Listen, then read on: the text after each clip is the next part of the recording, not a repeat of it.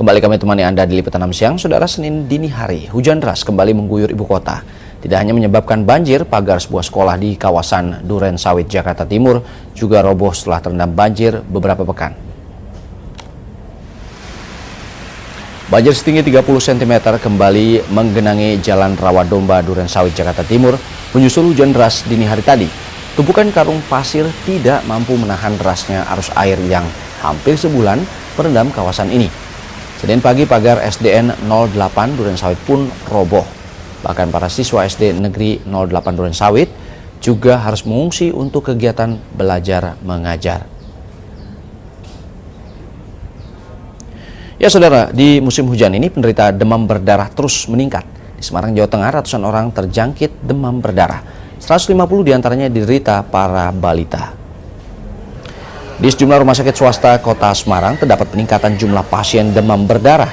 Rumah sakit Islam Muhammadiyah merawat 50 penderita demam berdarah selama bulan Januari hingga tanggal 2 Februari. Sebagian besar balita dan anak-anak. Jumlah yang cukup fantastis terlihat di Rumah Sakit Logorjo Semarang. 350 pasien selama bulan Januari hingga awal Februari dirawat di bangsal penanganan intensif. Yang mencengangkan, hampir dari separuh jumlah itu adalah anak-anak dan balita. Penyakit lain seperti tifus dan diare juga meningkat seiring tingginya curah hujan. Warga minta pemerintah aktif melakukan penyemprotan. Namun pola hidup masyarakat yang kurang bersih juga menjadi salah satu penyebab datangnya demam berdarah. Saudara, akibat hujan, jalur perjalanan kereta komuter lain mengalami gangguan. Rusaknya pantograf di stasiun Citayam membuat sejumlah kereta mogok. Ratusan penumpang pun menumpuk di stasiun Depok. Bagi karyawan di Depok, Jawa Barat yang akan bekerja di Jakarta, hari ini benar-benar perjuangan untuk menuju ke kantor. Mereka memadati dan menunggu berjam-jam di stasiun Depok Lama dan stasiun Depok Baru tanpa kepastian.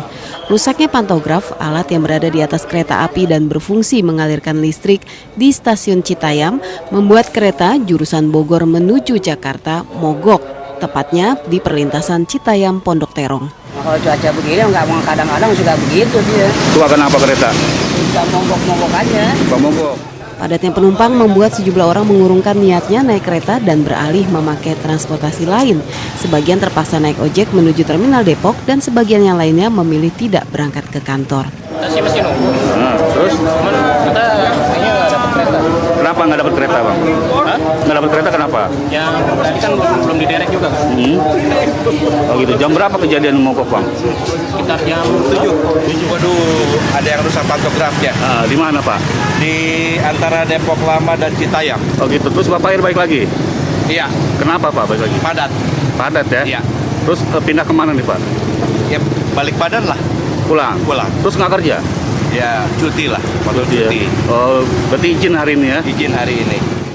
Setelah 2 jam, pantograf berhasil diperbaiki dan kereta kembali melanjutkan perjalanan ke Jakarta. Namun, para penumpang sudah terlanjur kecewa dan menyesalkan pihak PT KAI yang kurang sigap memberikan pelayanan.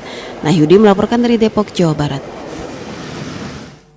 Kita ke informasi kriminal. Saudara, jenazah Feby Lorita, wanita yang ditemukan tewas di dalam bagasi kendaraannya, hari ini dikremasi. Keluarga berharap pelaku yang telah ditangkap polisi dijatuhi hukuman setimpal. Setelah hari Minggu kemarin diambil dari kamar jenazah Rumah Sakit Polri Kramat Jati, hari ini jenazah Feby Lorita dikremasi. Suasana duka terasa kental saat proses kremasi jenazah Feby Lorita di Jatake, Jatiuwung, Tangerang, Senin pagi. Keluarga korban tak kuasa menahan tangis saat doa dipanjatkan di depan peti jenazah. Keluarga menyerahkan sepenuhnya proses hukum kepada polisi dan berharap para pelaku dihukum sesuai perbuatannya. Dihukum seberat-beratnya. Belum sepekan, polisi meringkus Daniel, tersangka pembunuhan Feby Lorita. Disusul kemudian seorang tersangka lain juga ditangkap. Edo tiba di Polres Metro Jakarta Timur sekitar Minggu pukul 11 malam. Tersangka Edo ditangkap di Pematang Siantar, Sumatera Utara. Menurut polisi, ia melarikan diri usai mengeksekusi korban. Dugaan sementara motif dibalik pembunuhan Feby Lorita terkait usaha persewaan mobil yang dimiliki korban. 2 tersangka yang sempat berselisih dan dilaporkan ke polisi menyimpan dendam. Mobil, berawal dari mobil, pinjam, terus nggak kembali, terus Dilaporin ke polisi, ketangkap. Danila ketangkap kan. Dari situ dendam. 28 Januari lalu, sebuah kendaraan yang diparkir di depan TPU Pondok Kelapa Duren Sawit, Jakarta Timur menyita perhatian warga. Bagian bagasi kendaraan yang telah 4 hari berada di lokasi dirubung lalat dan menyebarkan aroma tak sedap.